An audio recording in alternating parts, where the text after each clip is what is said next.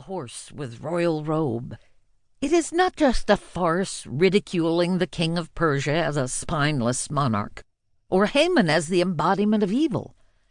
Rather, theologically, it is about a story of unsettling divine absence in the most treacherous time in Jewish history. Where was God when his people needed him the most? Out of the entire Hebrew and Christian canon, Song of Songs and Esther set themselves apart by leaving the name of God out of the texts. This conspicuous absence of God's name becomes the incentive for writing this book. The goal for this book, then, is to examine, meditate, and reflect theologically on the Song of Songs and Esther in relation to the theology of absence, and inquire how these two books function in Old Testament theology. It attempts to address three main questions. 1. What is the nature of God as revealed in texts without his name?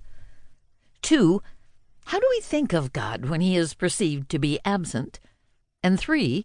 What should we do when God is silent or hidden?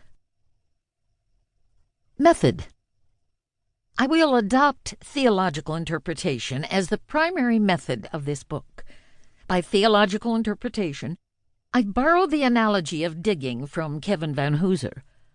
I attempt to dig into the texts of Song of Songs and Esther in order to find gold in them. This interpretation is characterized by a governing interest in God, the Word and works of God.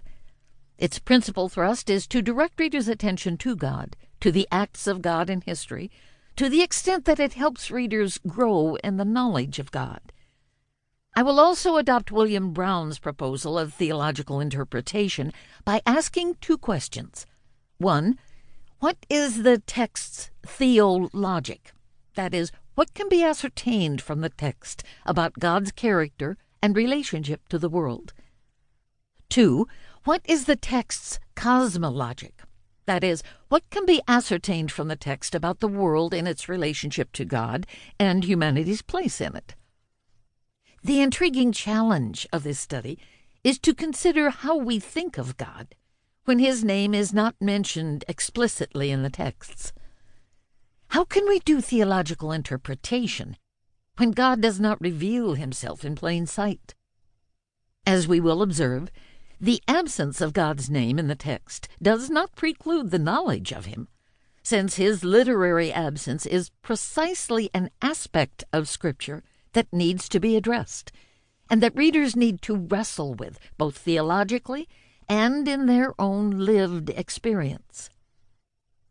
Under the umbrella of theological interpretation, I also include other complementary methods to probe the question of absence in Song of Songs and Esther, such as literary analysis of the text concerning time, chapter 3, inner biblical allusions to Edenic garden and Israel's sacred space as a way to detect divine presence, chapter 4, the early history of interpretation of Passover and Purim in connection to divine deliverance, chapter 5, and canonical connections of the two books within the Hebrew Scripture, chapter 6.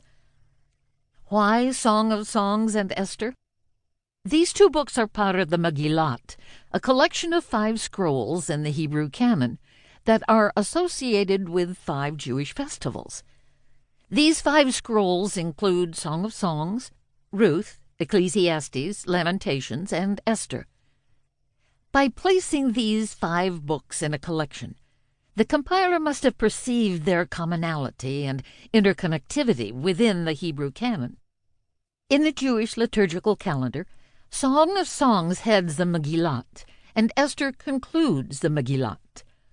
While Song of Songs is recited during Passover, the first festival in the Jewish calendar, Esther is recited during Purim, the last festival in that calendar, suggesting that these two books open and close the entire liturgical year.